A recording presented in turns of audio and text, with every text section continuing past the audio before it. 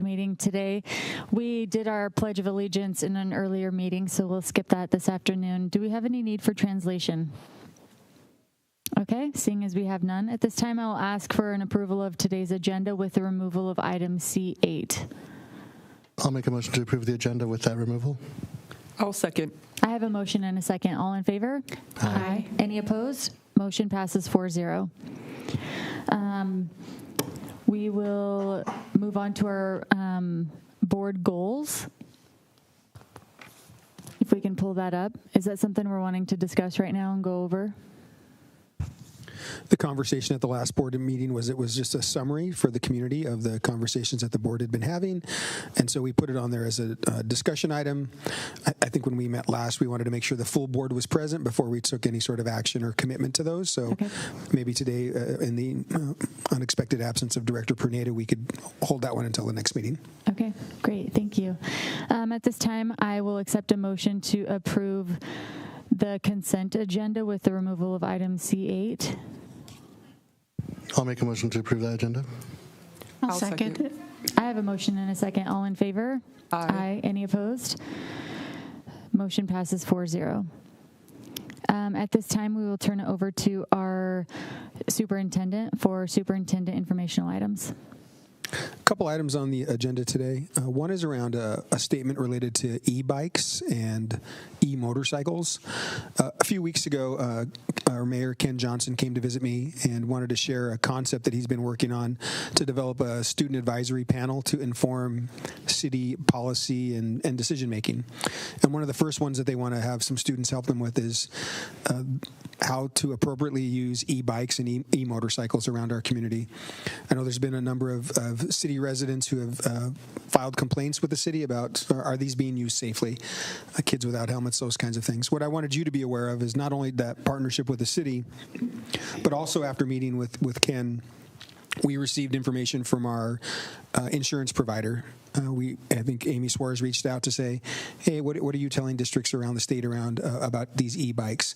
And they made a recommendation to us about what we should do in school districts. So I wanted you to be aware that we'll be communicating with our families and our students through our principals and then through our communication platforms that we're going to tighten up our constraints around those kinds of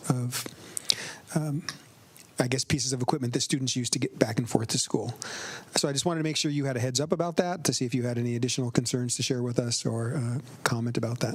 What are you allowing?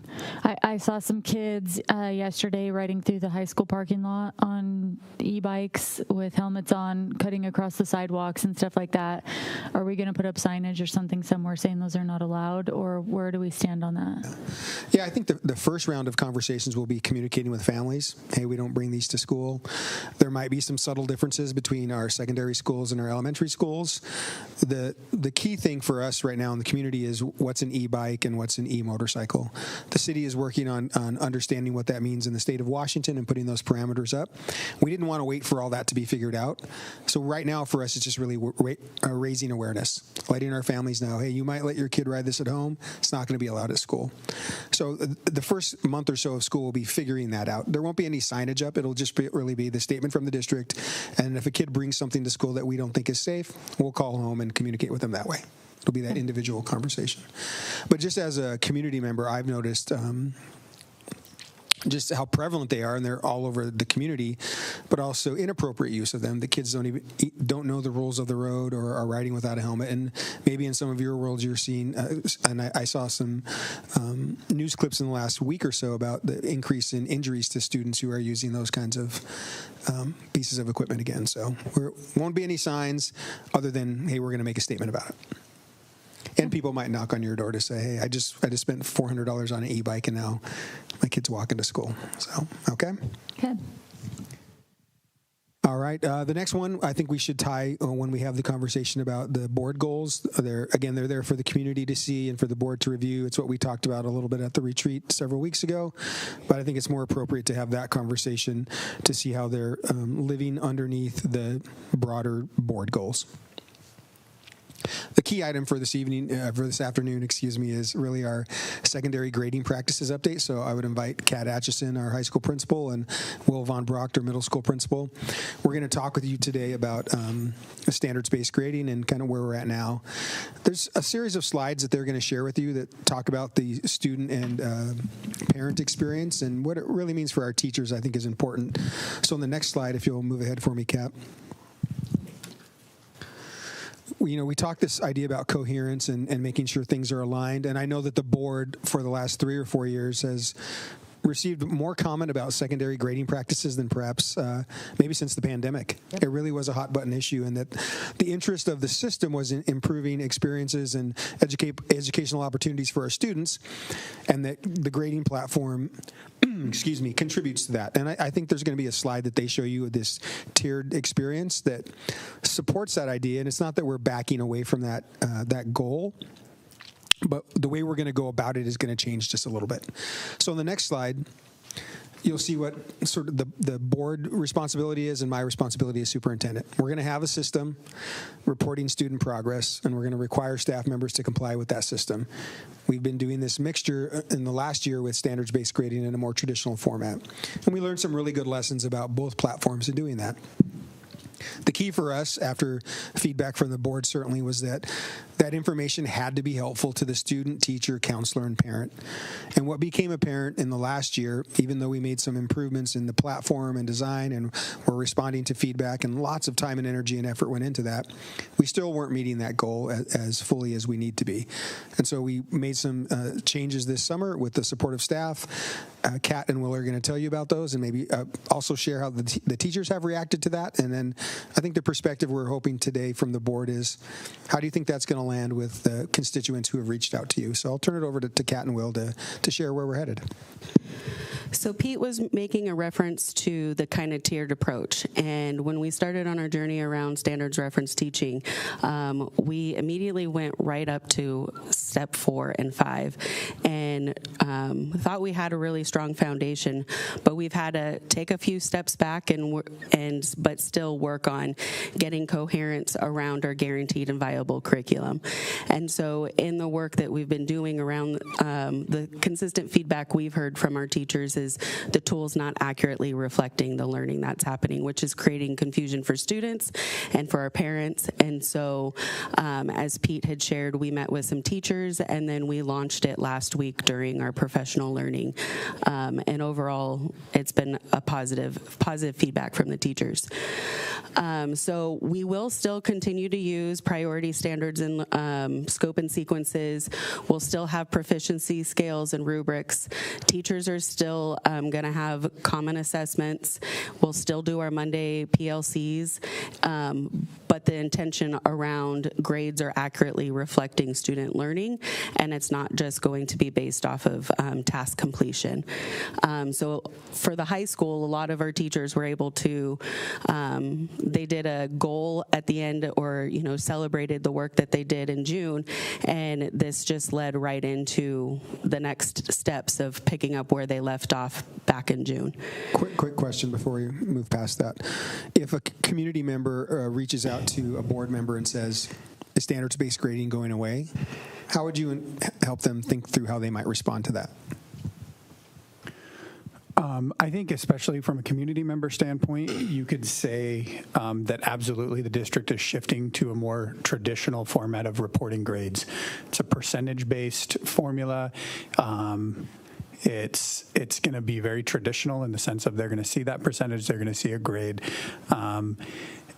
I think on the back end of it, and maybe depending on the community member that's reaching out, helping them understand that while that shift is taking place, the teachers are still staying very standards focused, and that teaching and learning based on standards and understanding that this grade is going to reflect the learning their student has done and what they're able to accomplish and demonstrate in terms of proficiency. We're not backtracking on that. Those are all positive things that we learned through this process. And so those things are staying there. But we wanted to meet the parents in a better spot and report in a way that was more understandable and useful for really all stakeholders.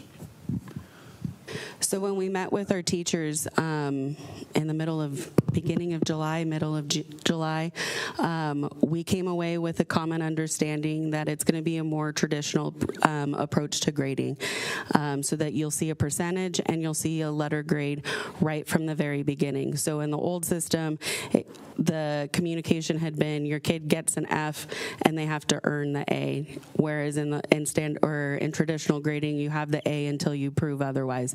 We're kind of going back to that approach. Just the reporting as far as how kids are learning and still using the scales is, you'll see in a little bit how that will play out. One of the conversations we had early on, which we had to regroup our teachers, was we were going to go on a 4-point scale, but it was going to mean a lot of work for our teachers to have to get together and collaborate, and we didn't want that. We wanted to be able to try and keep as much of the current system in place as possible that wasn't going to impact teachers and having to redo some of the things that they have done. So we'll be using a 3-point scale that is also going to allow teachers to assign a 0. So zeros are coming back. And then the other frustration that teachers also communicated to us was the 40% floor. That's going to also be eliminated. So kids are going to have to produce something in order to get a letter grade. And I think just to add on to kind of illustrate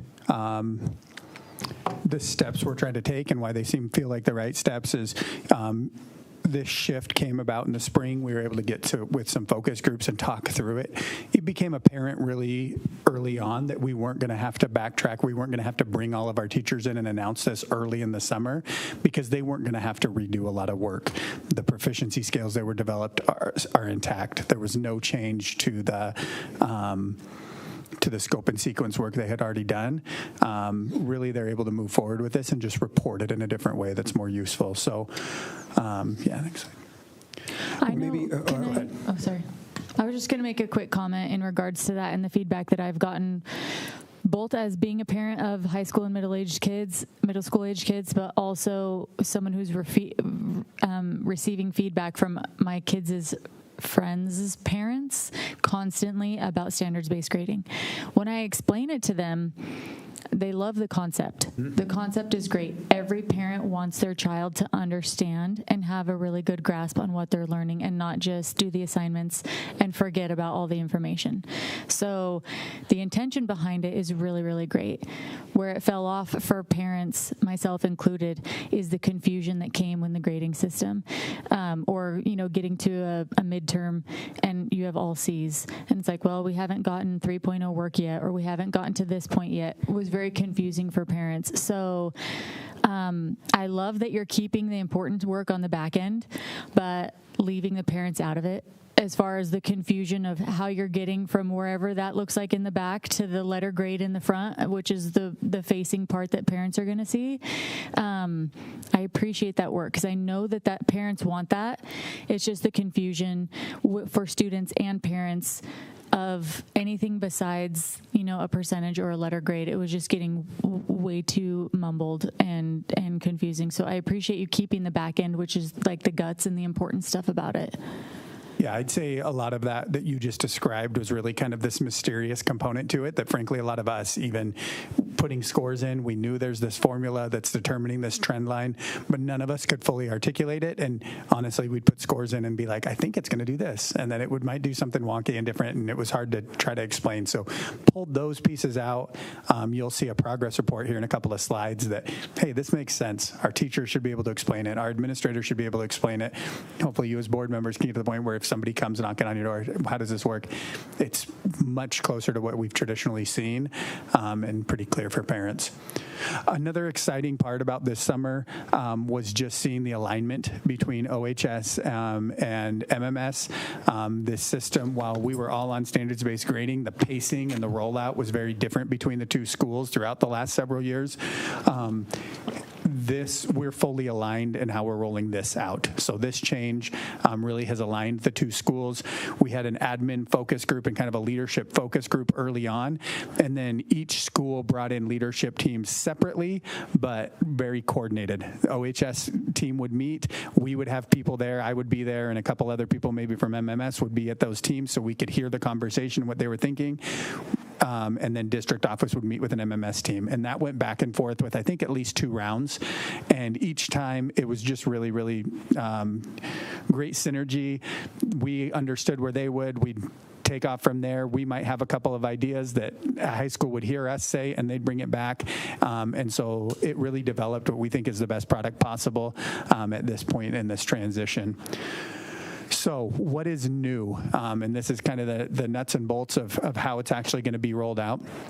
We will still have proficiency scales as we stated, and in a traditional grade book where it's a percentage-based thing, each proficiency scale will be weighted by will create a category in that grade book. You may have seen this when you went through. Typically, it was like you would have a category for test, you would have a category for daily work, you might have a category for participation. Well, each proficiency scale will create a category in that, and all of those proficiency scales will be evenly weighted. They'll be divided up and weighted. Those proficiency scales will only use, you talked about getting to 3-level work, and we haven't gotten there yet. Those proficiency scales will only report 3-level work. So when you start getting to proficient level work in that proficiency scale, they'll start putting in assignments. All of those, she talked about the 3-point scale, all of those assignments will be out of 3. So the point total for that assignment will be out of 3, and your student will get a score based on where they were at on proficiency from 3 down. But that score is a point total that they got out of it. They might get a 1.5 out of a 3, which gives them a 50%, right? And so there will be one more scale in addition to those weighted categories, which is foundational work. So we know that to build up to learning, you're going to be doing foundational work that isn't necessarily at proficient, but you're learning the foundations you need to get to that scale. So teachers will put in assignments from all of those proficiency scales into those one foundational category. All of those will be out of 2. So in the past, a student might be achieving a 2, but it would show them as below proficiency, even though they had only done 2-level work. Well, in this case, they would be getting a 2 out of 2, which is 100%. Right? So the grade will report to them as, hey, they have an A because they've done everything they're supposed to do up until this point. Or if they're at a 1.5, that's a 75%, right? Like it's demonstrating to you how they're doing on that. And there's grading scales that we're using to do that. So this is an example of the grading scales. This can be used in several different ways, but basically it lays out, one, it might be that you're given a test and you get a 98% on it, or you get a 75% on it. This would tell them what proficiency to put in, what level you're going to put in to the grade book. So you will notice in the past with standards-based grading, students only got in 0.5 increments. You got a 1 or a 1.5 or a 2 or a 2.5. Here we're getting more nuanced, especially because that's so important with those percentages, right? There's a big difference between getting a 2 and a 2.1. In a 3-level work, that's the difference between a D plus and a C minus. So we're getting nuanced in that, and our teachers are learning how to use that tool and understand how to put work in. So when parents look at their kids' grades, they'll only see the letter grade? And a percentage. And a percentage. So they'll be able to see the percentage, and we'll show you a progress. I think that's next, right? That's next. Okay, so we'll go to this progress report now. So you will see a progress report, if you notice, a B plus and 89.5%. When you come down here, you see the different categories. These are each proficiency scales. This is a Spanish class mock-up right here. So you have your adjectives, you have your gustar, you have your past tense. They've named all of these categories. In this instance, they've only turned in proficient level work in the one proficiency scale, which is gustar, and then they have done foundational work too. And this is a really bare bones one where there's only a couple assignments in each one. We mocked it up for this. But it's telling you that in the gustar proficiency scale, they've got a 91%, and they've got an 87%, which is a B plus in in their foundational work. And overall, that's coming together to give them an 89.5% thing. One thing that our teachers are working on that is a little different than what you see here is they're going to number each of their proficiency scales. So you'll see them, if it comes in a linear way, then they'll be numbered 1, 2, 3 for when they'll hit them in the trimester. Some of them are cyclical. They'll still be numbered so that when you look at that foundational category, they'll code their assignments based on the proficiency scale that it's related to. So you can see, why is my kid struggling in Gustad? Oh, they didn't do any of the homework for it, right? They didn't do any of the foundational work for it. Or they did it, but they've struggled, and we might need to go help with that. So they're working on some naming conventions that might be a little bit different than this, but this is essentially what a progress report will look like. I'll give you a second to look at that, and if you have any questions on how that's organized. The percent of grade column at the end. So that's like how much of the class they've done so far in each section.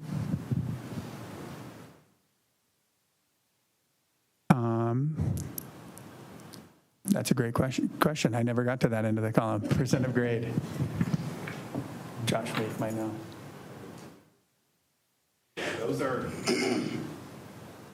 think of it as if you think about a term as a linear progression across the term.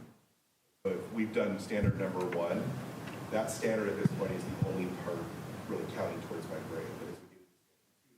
But as we get into 2 of them counting. So in this case, there's 3 of them that have work in it: the foundational,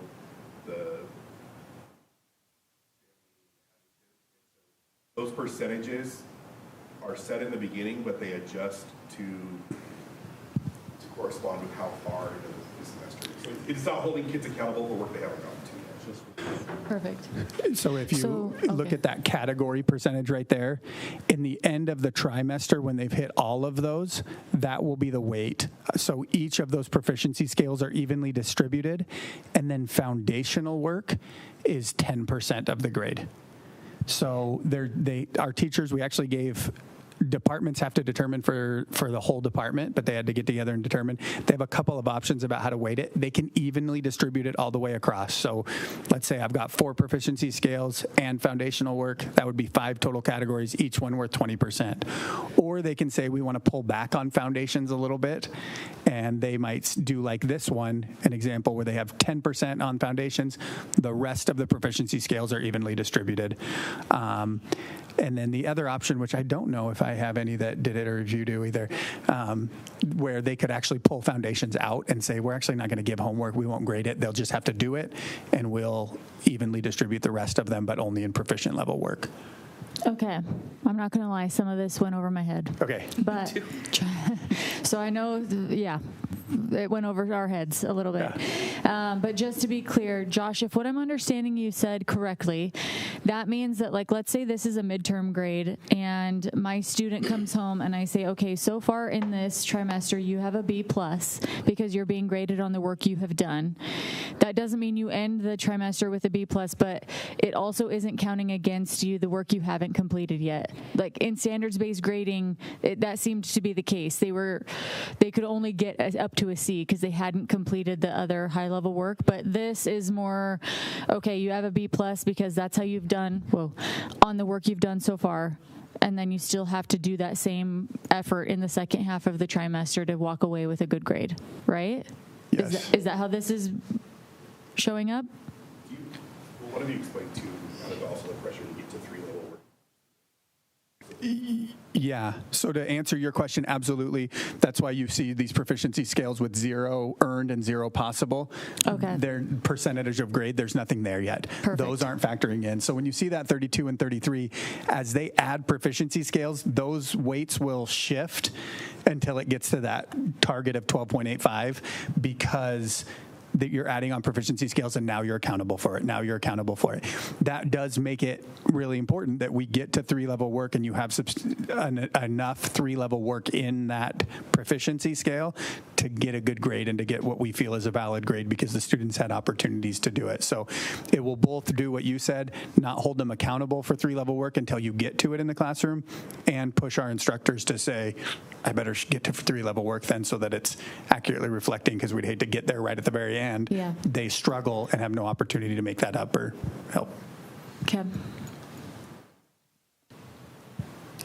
So what will change? I think the biggest change that will be happening is there's no longer a trend line or the power law. I know when teachers would talk to you about grades and stuff like that, they were referring to a trend line. So when we talked about the big swings in grades, that's no longer going to exist. When a score goes in, they're going to have results right away. So they do a foundational piece of work. It goes in the grade book. Parents will have feedback.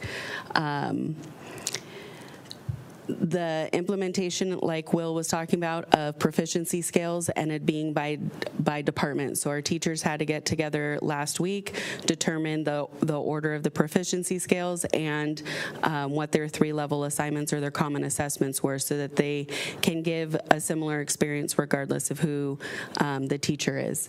There is no more, or we've removed the 40% floor. So if a student doesn't do the work and the teacher would enter a missing assignment, it was going in as 40%. That is no longer the case. It will be entered in as a 0. And we also have an updated late work policy. Over the last couple of years, we've tightened it up every year. And this year, when a teacher says it's due, it's going to be due. The student can request up to 5 days additional time, to complete the work, but they first have to have the conversation with their teacher. What I was running into last year and listening to teachers around the late work policy was we had 2 weeks. Kids weren't starting to actually do the assignment until day 13 or 12, and then they would turn in the assignment. So the kids are going to need to turn the work in on time, otherwise request 5 additional days, or they may be referred to one of the academic supports, whether that's at MMS or OHS, to ensure that they get that work turned in on time. I have a question probably for Pete. When did this shift? So when I was in high school, obviously that was 10 years ago, but we didn't have a late work policy and we didn't have the 40% floor. So I guess, like, when did this change and why did it change? Good question. One of the primary shifts that occurred across the country was during the pandemic. Okay. So when students were going through the online experience, and in Washington, they use the phrase "do no harm." If you're a senior or junior and you're not going to be in school for the next 12 months, we still want to get you a high school diploma. You might not be able to access all the supports and resources you need at home, and we're doing it online. So it forced people to think about grading. Yeah. The 40% floor was all about the impact of a 0. Giving a kid a 0 on a couple of assignments might shut them down for the rest of the trimester. I can never catch up. So that was about doing no harm. Shifting the scale to a 3-point scale eliminates some of that impact. A 0 is not going to totally knock you out. Yeah. The late work policy was more in the lines of, we want you to experience the learning, not just complete tasks. And so why would we tell a kid, hey, I know you missed that assignment 2 weeks ago, but if you hand it in, I'm not going to grade it. If we really knew it was foundational work, it was important for them to learn, it was an important scale or standard for them to be aware of, and we took those opportunities for kids. So it was all well-intentioned. Yeah. What we ran into was some of the confusion that the platforms created, and then trying to train a group of parents and families who didn't grow up in that system. Yeah. You're the youngest board member, most recently in school, and you're like, when did they change this, right? So it's been a big shift. I went with Kat to a training in Denver a couple of years ago on standards-based grading. And so we asked that question, hey, how long is this going to take for people, and how do you get people to understand it? And he said, until every family in America has been through this, it's going to be confusing. Yeah. That wasn't the best answer. Yeah. But it doesn't mean you don't still chase those ideals. If you go back to the stair-step slide really quick, what we were hoping to get out here, really what happened in this visual is we started at step 4, knowing that you couldn't do step 4 if 3, 2, and 1 weren't strong. And we discovered we had some gaps there. Now, most of the highlight and energy has been on, you guys need to fix 4. what I think is good for our system is that 1, 2, and 3 got better while we were doing all that work. So certainly this is not positioned as we're stepping back or this project was a failure. I think it was a success. What we're doing now is being more realistic about how we meet board policies to communicate with families. Yeah. I do have another question. When you talked about a student coming to a teacher about needing an additional 5 days, are all teachers going to have, I guess, the same processes and ideas on what they say yes to and what they say no to? Yes, that was one of the conversations departments had to, get an alignment with is how are kids going to get referred. But the other piece for the high school that we're working on is every 2 weeks, like we've talked about off-campus lunch privilege, teachers are going to be looking at their department data every 2 weeks around the Fs, and then all departments will be, we're focusing on the core right now, will be making references or referrals for students that need some additional academic support. So if they know a kid hasn't turned in an assignment, but it's going to be something that they can make up because they're going to need those skills for one of the 3-level assignments, the departments are going to be able to make those referrals so that we can support with the Saturday school, a Monday late start, after school support, or even seeing the teacher. And our expectation, what's communicated, and I think it's similar from you, is that when a kid comes, they do get those 5 days, right? If a kid is going to go and be proactive and advocate for themselves, that across the board, unless there's an extenuating circumstance where a teacher thinks that a kid is abusing that and every single thing they turn in or something, but that they get those 5 days if they're willing to engage and they're willing to make a plan and they're willing to advocate for themselves with the teacher. That's another skill we're trying to teach with this. Teachers have the ability and the autonomy to go further.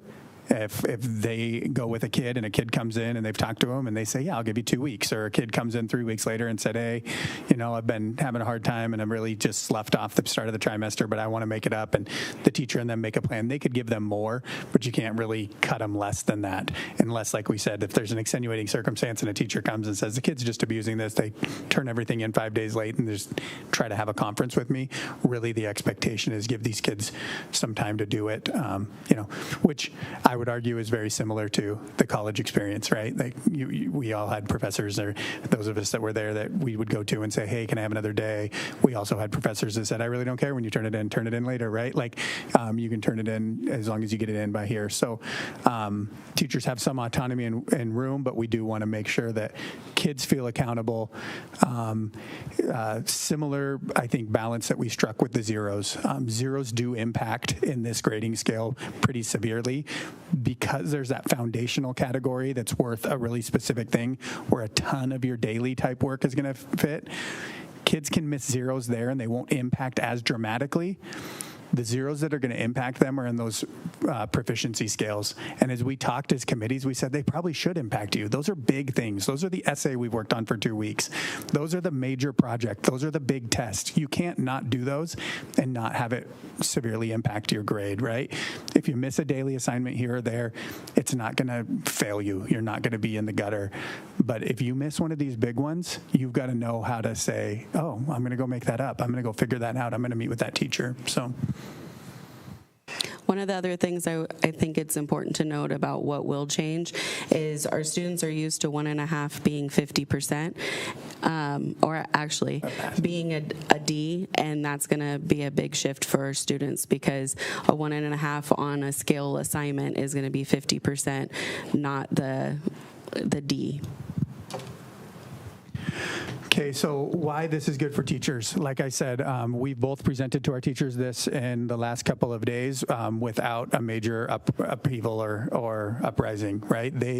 I would say the attitude is, okay, it's another change, right? They know they've gone through changes over the last several years, and so there's a little bit of a sigh about that. But overall, they say, but this is the right direction. We're excited that we're getting to this traditional. It's making a lot more sense. They felt good about this. It promotes collaboration and consistency with department teams. That training that Pete said that they went to in Denver, I was with that same organization actually when Pete reached out to me and said, hey, we're making a change, right? So he was a little nervous because I was in the training on standards-based grading when he was saying, hey, we're going to make a shift. But really, most of the schools there aren't at that level 4 doing standards reference teaching and or grading. They're working on those foundational levels, and most of the schools in our country are not doing that standards-based grading. But when I met with the team at the back end of that conference, and we were actually having dinner before we left home, and I said, hey, I got to let you guys know something. Their attitude was, that's okay. It sounds like the right move. We can't go all the way back. Mm-hmm. We've got to keep the consistency. What we've gained in this process is that a whole system was on a similar grading practice, and kids weren't guessing and learning each teacher's individual. These weighted categories and things have always been available to teachers. And in the past, every teacher in every department kind of made theirs up and decided on different ways. We had teachers that were saying 80% of your grade is your test, 20% is this is this way, and kids had to learn how to navigate this. This system that we're doing right now, while we're making a pivot back to a more traditional, we're not totally letting go of the reins and saying, so kids are going to have a similar experience in all of their classes. They're going to be able to learn how to navigate that system without having to figure it out for 6 teachers every trimester that I start a new thing. But there is more flexibility and autonomy in the places that there should be autonomy to determine. Each course has different numbers of proficiency scales, so that makes the weighting different. They need to be able to look at their course and say, this is what makes sense for us, and so we've allowed for those pieces. Why are the updates good for students? They're gonna, the grades will accurately reflect demonstrated learning and the completed tasks. So in standards reference, we also last year and the year before tried to keep the behavior and the learning a little bit separate, and that was confusing for everybody. So it'll be able to, through the foundational work, still be reflected by showing the missing work or what kids are not doing. It also will bring more student accountability for students and making sure they're turning their work in on time, but also being able to still reflect, am I meeting the target when it comes to whatever the content or the unit is. And why are they good for parents? I'll just share that I know my experience with parents in our school district is that overwhelmingly they want to partner with us. They want to support their kids and help them be successful in the same way we do. Where conflict and disagreement come is when there's a break in communication. And I think overall, our parents are more familiar with this grading approach. They're going to be able to get reports, get information, understand it, and then translate it and support their students at home in a much better way. They're going to be able to identify missing work, identify why their kids are struggling, what their kids need help with, and provide that support or partner with us to get that support in a much more efficient and less frustrating way. So we think this is going to be better for parents overall as well. What questions do you have for us? You mentioned the off-campus lunch privileges, so this is going to adapt to that, and that'll keep going as it has been? Okay, great. One thing I would share with that, I know the off-campus lunch, our socials, and then athletics are all pretty closely aligned in what gets you to play athletics is what gets you off-campus lunch is what gets you to our socials. One shift that we're preparing for in this is, you mentioned in the past, earlier on in standards-based grading, you might be on track even though you haven't, you might miss a couple of assignments, but it's like, oh, you're on track. It's early in the trimester. It's early. Here, you miss a couple of assignments, you're going to be failing right away. And some of those accountability pieces so we need to prepare our students and our parents for where in previous years it was kind of like there was almost this grace period as you started because you're on track, and it'll come right away. You'll start getting that feedback right away, and it might impact some of those ability to participate. I know that accountability is big at my house, and I feel like if you hold kids to a certain standard, they will rise to the occasion. So I appreciate the lunch disqualifiers. I appreciate the athletic disqualifiers. I know Carlos ran a tight ship last year. I thought that was great. I think that it's good to hold kids accountable. You don't get the consequence if you don't rise to or you don't get the reward, or you do get the consequence depending on how you conduct yourself academically. And so I think sticking to those things, sticking to a cell phone policy, sticking to things where kids can't just get away with it, having a deadline for late work, I think that's good for kids. And I really feel like when we have good kids, we have good students in this district, and if you give them the opportunity to shine, they will. And so I appreciate all the work that you guys are putting in, because I think our kids can do it. I know they can. I know they can do it. I asked Kat when we were preparing for this presentation, I said, so are you guys anticipating with this new system an increase in Fs? And she said, absolutely. There's some things in here that kids might, like we said earlier, find themselves in failing grades. There's a little more accountability there. But she said, what's exciting is we have systems of support that are just better established and better ready to catch those kids early. And so I agree with you wholeheartedly. What I think is happening at both schools is higher accountability, but with higher levels of support. And so what you get then is that kids learn what it feels like to accomplish something. They might need support early on to get there, but they learn what that process is instead of something, hey, I'm skating by, even though I know I'm not working very hard.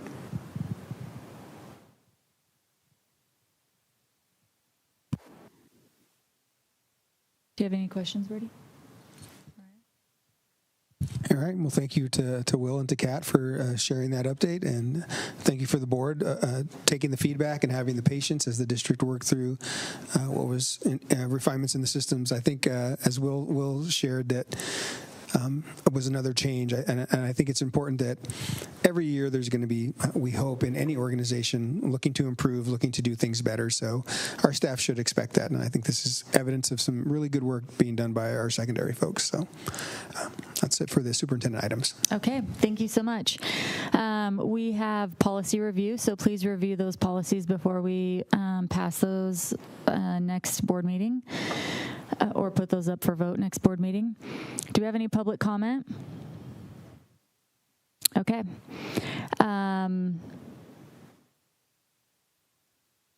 This has us going into executive session before we do our board self-assessment. Do we want to switch that? Okay, we're going to move into our board self-assessment of the meeting. I just want to tell the high school and both Will and Kat how much I appreciate the work that you've put in.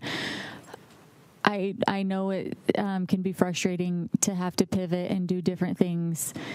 So I appreciate your level of flexibility in recognizing, hey, you know what, this might not be working quite how we anticipated, and so we're going to pivot a little bit. So thank you so much for being willing to do that, and then for coming here with your presentation and dumbing it down for us and explaining it to us so that we can then go to the community and our the other parents and explain the new process. And I really appreciate you guys putting that together. Thank you.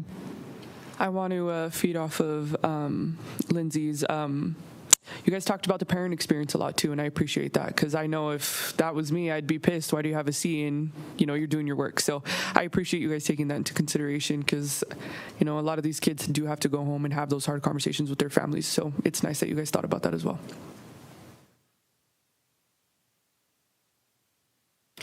Yeah, and I guess I'm really grateful that we have the supports and for the students that are going to need them right away. And so, and I like that you have the teachers having the same alignment when it comes to knowing that when a student needs support, they're open to that conversation. Delta for me is missing JR and our student reps. I'm excited for the beginning of a new year, getting our students in here, hearing their opinions on changes that have been made in the district. So I'm really looking forward to that. Anything else? One thing I wanted to mention, just as a side note, this morning I got a chance to go to the school district orientation for the brand new employees, and they had them kind of go around the table and say, what are you doing now? Where are you from? And more than half of them had grown up here in Othello. So it was just really nice to see so many people coming back to Othello, and this is the place that people want to come back to participate and help. So it was really cool. Love that. One thing I didn't see on our agenda is our calendar update. So just to really quickly review, tomorrow morning is the back to school orientation. I don't know if that's the right wording, but I think the board all plans on being there tomorrow morning, and we got shirts to wear. I won't be able to make it. won't be I able wasn't to able make to get the time off in the morning. Okay, so Birdie and Mariah will not be there. That's what these are for. Yeah, wear your shirt tomorrow. I'm going to keep it though. So Yeah. Do we have any other upcoming events besides that? Tonight, right? Barbecue? Is that tonight? Freshman barbecue. Freshman barbecue. Oh, freshman barbecue is tonight. Yes, I have a freshman. Can't forget that. There's a freshman barbecue tonight.